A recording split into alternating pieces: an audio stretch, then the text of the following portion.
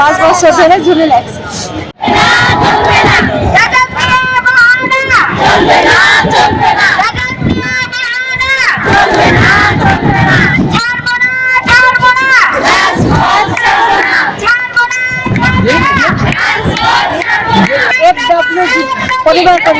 পরিবার কল্পনা রেজাল্ট দিচ্ছে না, এটা ভাইবা নেওয়া হয়ে গেছে, রেজাল্ট দিচ্ছে না। রেজাল্ট দিচ্ছে না। 5 বছর হয়েছে পরীক্ষা হয়েছে, 5 বছর ধরে ঝুলে লাগছে। আপনি কোন জায়গায় যাচ্ছেন? মেহেরপুর জেলা। মেহেরপুর জেলাতে।